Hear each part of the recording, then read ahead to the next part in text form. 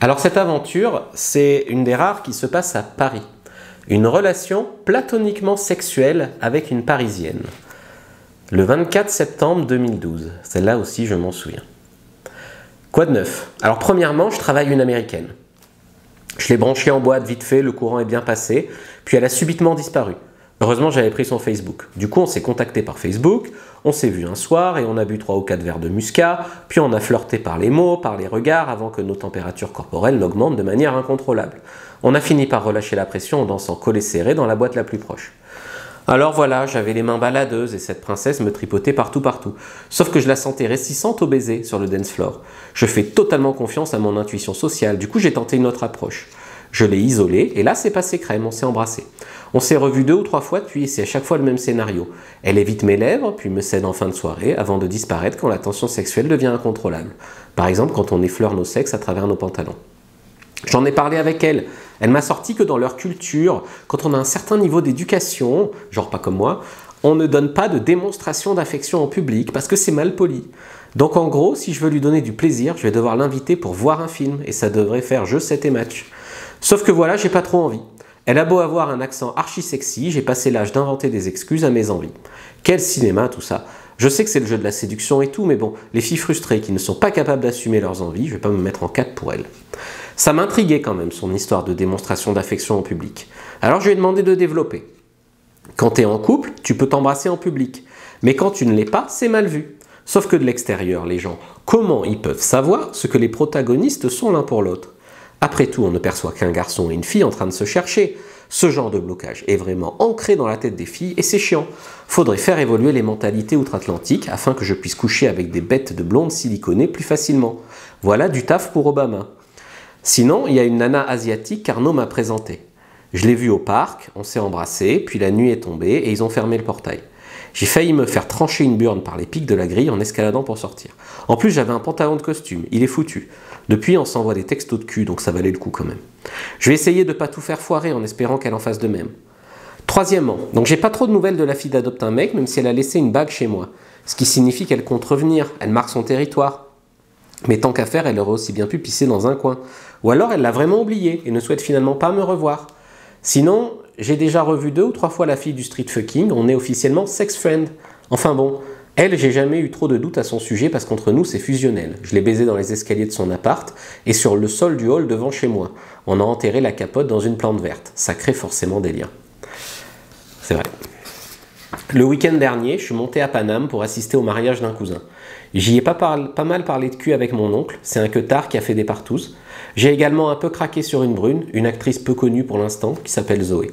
Enfin bon, il y avait du beau monde, des avocats, des financiers en tout genre, des patrons de grosses boîtes. J'avais cependant qu'une hâte, profiter du reste de ma semaine à Paris.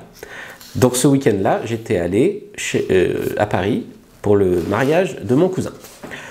En effet, depuis quelques années, j'entretiens une relation platoniquement sexuelle avec une Parisienne de 25 ans que j'avais rencontrée à Saint-Tropez lorsque j'avais été plagiste. Alors ça fait quelques années auparavant, j'avais fait un mois plagiste à Saint-Tropez.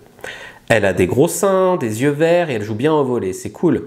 Elle m'avait ajouté sur Facebook et on s'était fait un Skype coquin, mais on s'était pas revu pour de vrai depuis quoi, au moins 3 ans.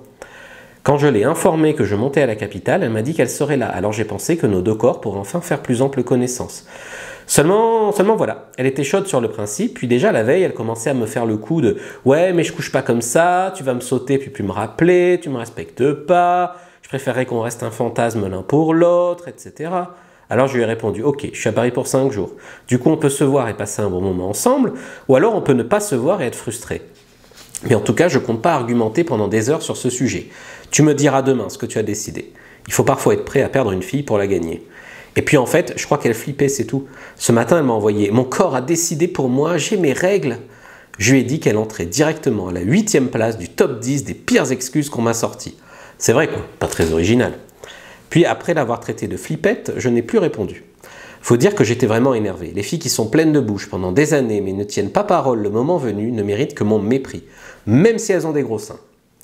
Finalement, elle m'a écrit plein de messages que j'ai lus parce que pendant que j'étais à Nespresso en train de faire Wattels aux vendeuses, peu original aussi, mais j'ai le droit parce que je suis un touriste.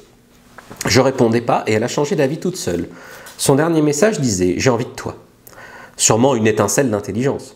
Donc on s'est finalement vu vers l'opéra. On est allé à la Fnac, elle m'a demandé tu veux faire quoi? J'ai été franc, aller chez toi et faire l'amour. Tu me parlais de respect, mais le respect c'est justement de ne pas te baratiner inutilement ni te mentir. Mais on peut aller au cinéma sinon? Non, chez toi. Donc on a pris un métro flippant et on est allé chez elle dans les mauvais quartiers de Paname, plein de wesh-wesh et de grands blacks. Ça faisait un sacré contraste avec les serveuses de Georges Clooney qui m'ont fait l'impression d'avoir été recrutées pour leur physique et leur faculté à garder leurs ongles nickel tout en nettoyant des tasses. Arrivé chez elle, on a mis un film qu'on a regardé 10 minutes, ça s'appelait 500 jours ensemble. Puis on a baisé 2 fois dans la douche, elle avait vraiment ses règles. Puis, bien qu'elle ait dit juste avant qu'elle ne coucherait jamais avec moi, on l'a fait. Donc finalement, quand une fille balance spontanément qu'elle ne couchera pas avec vous, elle le fera. Il faut juste insister et la pousser à transgresser petit à petit cette résistance de dernière minute. Ça c'était la théorie. Après, ce n'est la plupart du temps pas comme ça que je procède. Enfin, je le fais bien sûr, mais à une échelle moindre, parce que ça me fait chier de tout le temps micro-calibrer. Ce que j'aime, c'est l'honnêteté et la franchise. Alors des fois, je les mets face à leurs responsabilités. Je dis, très bien, on couchera pas ensemble. Ça paye la plupart du temps, chacun son truc. Il n'y a pas qu'une façon de séduire ni de parvenir à ses fins.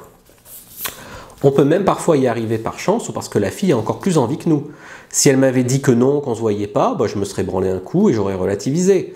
La morale, c'est les filles veulent du sexe, des orgasmes, elles savent qu'elles se sentiront bien après, mais il est plus facile pour elles de rester dans leur zone de confort, de ne pas ouvrir votre pantalon, de ne pas se retrouver nu face à un inconnu. Certaines personnes vivent leur vie à fond, d'autres passent à côté des meilleures opportunités par peur. Pour leur propre bien, devenez un bon amant et donnez-leur une chance de prendre du bon temps au lit, au lieu de rester s'ennuyer à la maison. Que le dieu du game soit avec vous. Et voilà pour le mois de septembre. Si vous voulez, on passe au mois d'octobre. La prochaine histoire, ce sera « Je me suis pris pour un acteur porno ».